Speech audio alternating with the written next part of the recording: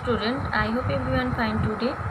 तो आज हम पेज नंबर 47 में जो अतिरिक्त पठन है ये पढ़ते हैं। इसमें है नया और पुराना। बात तब की है जब बापू सेवाश्रम में थे। दीपावली का त्यौहार था। सभी आश्रमवासी आश्रम को सादगी और सुरुचिपूर्ण ढंग से सजाने में जुटे थे। सफाई के दौरान पुराने दिए की टोकरी गिर गई, जिससे सारे दिए टूट गए। सभी घबरा गए क्योंकि ये बापू के नियम, पाबंदी एवं मितव्ययी स्वभाव से भली भांति परिचय थे। वो डर गए कि पता नहीं अब बापू क्या कहेंगे, लेकिन जब बापू ने सुना तो उन्होंने कुछ नहीं कहा, सिर्फ नए दीपक लाने का निर्देश दिया। दुर्भाग्यवश जिस व्यक्ति को नए दिए लाने को कहा गया था, वो रास्ते में एक गाय की टक्कर से गिर गया। सारे दिए टूट गए। जब बात बापू के पास पहुंची तो वो बेहद दुखी हुए। उन्होंने सुबह की प्रार्थना में उस व्यक्ति से प्रायश्चित्त कराया और स्वयं भी 2 दिनों का उपवास रखा। मिट्टी के दियों के लिए 2 दिनों के उपवास की बात आश्रमवासियों को समझ में नहीं आ रही थी। उन्हें ये भी समझ में नहीं आ रहा था कि बापू ने पुराने दियों के टूटने पर तो कुछ नहीं कहा, पर नए दियों को टूटने पर उपवास क्यों रखा। कुछ दिन बीतने के बाद किसी ने बापू से पूछ ही लिया, बापू पुराने दिए टूटने पर आपने कुछ नहीं कहा, लेकिन नए दिए टूटे तो आपने 2 दिनों का उपवास रखा। बात कुछ समझ में नहीं आई।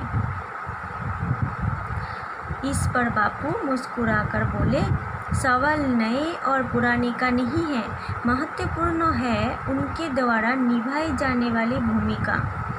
पुराने दिए तो अपनी भूमिका अदा कर चुके थे, पर नए दियों को अभी जलना था।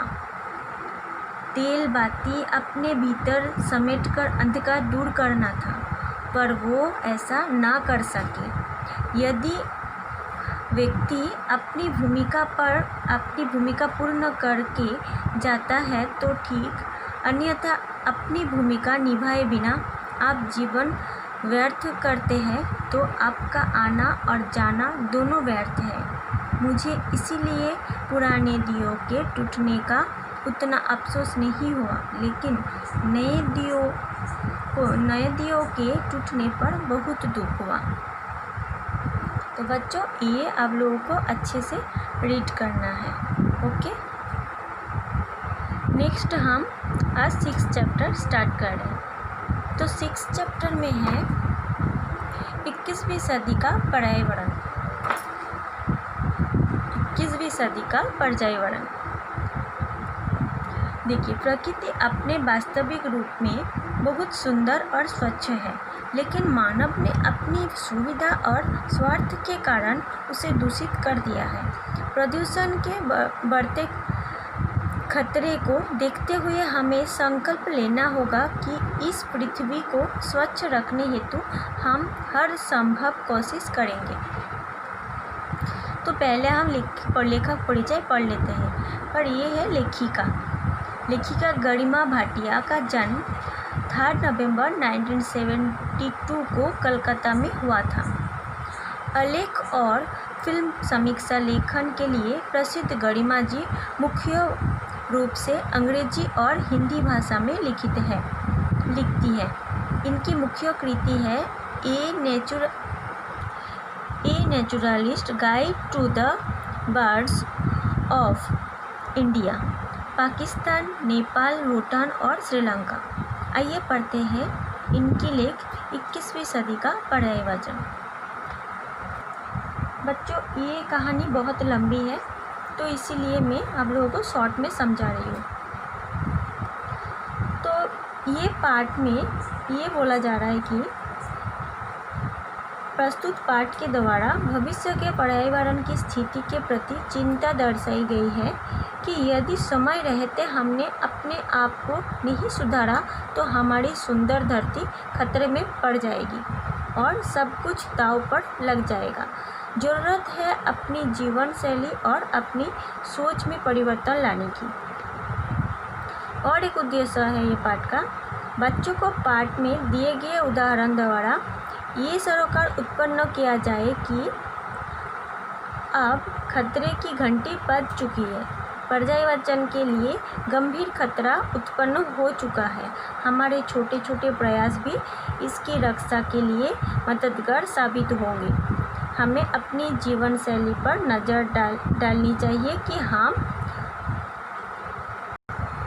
हमारे रोज़ के जीवन में हम पर्यावरण विरोधी कितने कार्य करते हैं। तो बच्चों, हमें हमारे प्रकृति को सुंदर और स्वच्छ रखने का प्रयास करना चाहिए। हम रास्ते में चलते हैं, कहीं पे कुछ गंदगी रहते हैं तो हम नाक में रुमाल डाल के साइड हो जाते हैं, पर हमें ऐसा नहीं करना है।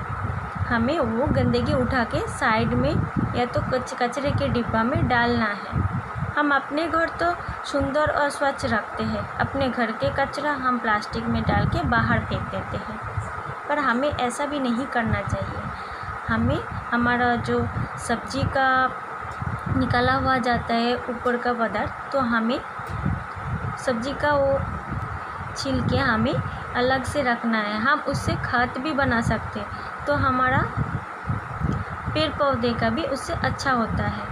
और प्लास्टिक को हम अलग से रख सकते हैं। फिर प्लास्टिक को जला के उस रिसाइकलिंग उसको हम कुछ पात्र भी बना सकते हैं। और सबसे बड़ी बात तो ये है कि हमें प्लास्टिक यूज़ नहीं करना चाहिए। हम जब सब्ज़ी लेने जाए तो साथ में एक कपड़े का थैला लेके जाना है, नहीं तो फिर हम मार्केट से बहुत सारा सब पॉलीथीन लेके वापस घर आते हैं। ओके बच्चों, तो ये आप लोग अच्छे से रीड कर लीजिएगा। मैं इसका short question answer, broad question answer pic भेज देती हूँ। ओके, आज तक के लिए इतना ही। Thank you.